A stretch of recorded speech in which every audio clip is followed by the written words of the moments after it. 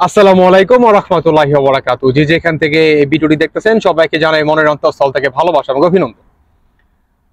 বিপিনুর বিপিনুর এই মুখটাকে আমাদের বাংলাদেশে এমন কেউ চেনেন না, সেটা খুব কম সংখ্যক মানুষ আছে। মানে সবচেয়ে বড় কথা হচ্ছে যারা নাকি আসলে রাজনীতি বোঝেন, হ্যাঁ তাদেরকে বলতেছি। দেখেন, এই বিপিনুর তিনি বললেন আমাদের বর্তমান যে তত্ত্বাবধায়ক যে সরকার আছে ডক্টর মোহাম্মদ ইউনূস স্যার এবং উপদেষ্টা যারা নাকি আছেন বর্তমান আমাদের বাংলাদেশের, তাদেরকে হুঁশিয়ারি করে তিনি কিন্তু অনেকগুলো কথা বলছেন। ইতিমধ্যে আপনি অনেকে শুনে গেছেন। এর ভিতরে অন্যতম একটি কথা হচ্ছে, আপনারা যদি অতি দ্রুত নির্বাচনে না আসেন এবং বাংলাদেশে যে সমস্ত ঘটনা ঘটতেছে এবং সমন্বয়কদের যে একটা এই ফালাফালি বা তারা একটা দল গঠন করবে, এই ধরনের যে একটা চাল মনে করেন চালতাছে, এইগুলা যাতে না হয় এর জন্য কিন্তু মনে করেন কঠিন হুঁশিয়ারি দিছে বিপিনুর। তিনি বলেন, আমরা শেখ হাসিনার কে পতন করার উদ্দেশ্যে আমরা রাস্তায় নামছি,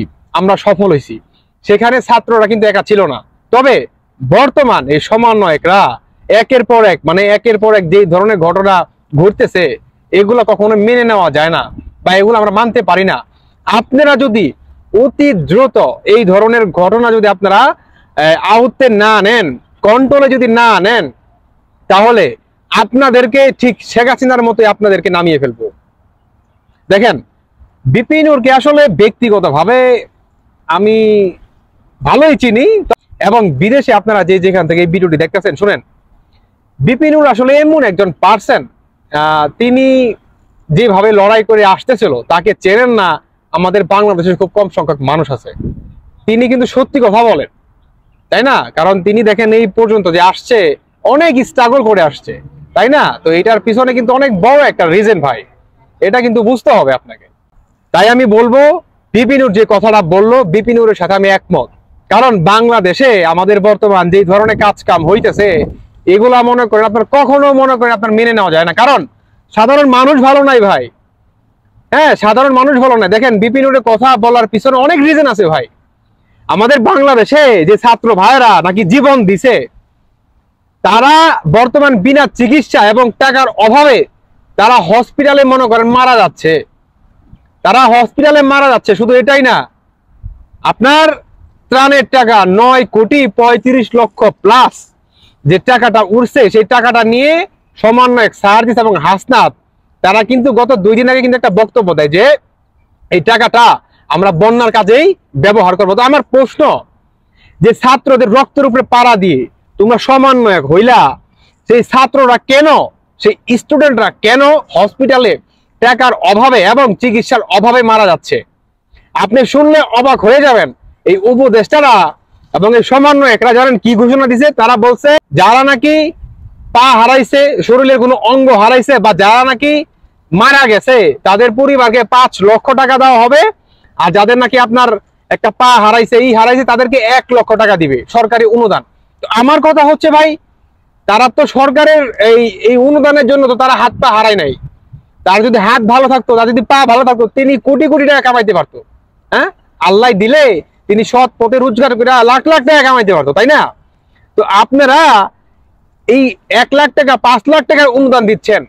আপনাদের কাছে কি অনুদান চায়? হসপিটালে যাতে তিনি মারা না যান, চিকিৎসার অভাবে মারা যাচ্ছে, আমাদের বাংলাদেশে অনেকগুলো ফাউন্ডেশন আছে, তাদের কাছে ভিক্ষা চাচ্ছে, ভিক্ষা, যে আমাদেরকে ভিক্ষা দেন, আমাদের চিকিৎসার জন্য। আমার কথা হচ্ছে ভাই, বাংলাদেশটা কত নিচু স্তরে চলে গেছে যে মানুষরা ভিক্ষা চাচ্ছে, ভিক্ষা চিকিৎসার জন্য, আর সরকার তাদের অনুদান দিচ্ছে। তাহলে বিপিনুর যে কথাটা বললেন এমনিতেই বলে নাই, বুঝতে পারছেন? কথাটা পুরোপুরি শুনে তারপরে ভাই এক একটা কমেন্ট করেন। মাঝে মাঝে আপনাদের কমেন্ট দেখলেও অনেক খারাপ লাগে। আমার মনে হয় সম্পূর্ণ কথা আপনারা শুনেন নাই। তাই বিপিনুরকে খারাপ ভাবে নিবেন না। তিনি যে কথাগুলো বলছে বাস্তব কথা বলছে। তার কথা হচ্ছে, ভাই যে ছাত্ররা দেশের জন্য এত লড়াই করলো, তারা কিভাবে বিনা চিকিৎসা হয়ে মারা যায়, কতটা নিচু স্তরের মন মানসিকতা হলে এই ধরনের মনে করেন ঘটনা ঘটে আমাদের বাংলাদেশে, সেটা ভাবা যায়? তাই আমি বিপিনুরকে সহমত জানাই, আপনি এগিয়ে যান, আপনি একদম সত্যতার পথে আছেন। কারণ বর্তমানে এই উপদেষ্টারা এবং সমন্বয়করা যেভাবে করতেছে ভাই, এটা কখনোই মেনে নেওয়া যায় না, এটা কখনোই মেনে নেওয়া যায় না। তাই আমি বলবো বাংলাদেশের যে নিরীহ মানুষগুলো আছে তাদের পাশে দাঁড়ান, তাদের পাশে দাঁড়ান। তারা যাতে কোন একটা মানুষ যাতে আর বিনা চিকিৎসার ভাবে মারা না যায়, কোনো মায়ের কুল যাতে মনে করেন খালি না হয়। আমি প্রতিটা সমন্বয়কের দৃষ্টি আকর্ষণ করেছি, আপনারা অতি দ্রুত এটার ব্যবস্থা নেন যাতে কোনো মানুষ চিকিৎসার অভাবে তিনি মারা না যান। এবং বিপিন উর্তে বলছেন যদি অতি দ্রুত এটার পদক্ষেপ যদি না নেওয়া হয় তাহলে এই সরকারের এই উপদেষ্টা সরকারে যে আছে ডক্টর মোহাম্মদ ইউনূস স্যার এবং আদার্স যে মানুষগুলো আছে, হ্যাঁ, আসিফ নজরুল এদেরকে কিভাবে রাস্তায় নামানো যায় সেটা নিয়ে কিন্তু অতি দ্রুত বাংলাদেশের মানুষ কিন্তু আবার নেমে যাবে, মাথায় রাখেন। তাই বলবো নিজেদের সম্মান থাকতে এখন পর্যন্ত সময় আছে, আপনারা বাংলাদেশের যে ছাত্র ভাইয়েরা আছে যারা নাকি হসপিটালে কাতরাচ্ছে সেই ভাইদের পাশে দাঁড়ান এবং বাংলাদেশের সাধারণ মানুষের পাশে দাঁড়ান। কোথাও যাতে চাঁদাবাজি না হয় এবং ব্যবসায়ী যাতে ঠিক মতো ব্যবসা করতে পারে, যে নাকি দিন আনে দিন খায় সে যাতে তার জীবন জীবিকা যাতে সুন্দর মতো চালাইতে পারে, সেটার দিকে আপনারা খেয়াল রাখুন। ভালো থাকবেন সবাই। আল্লাহ হাফেজ, আসসালামু আলাইকুম।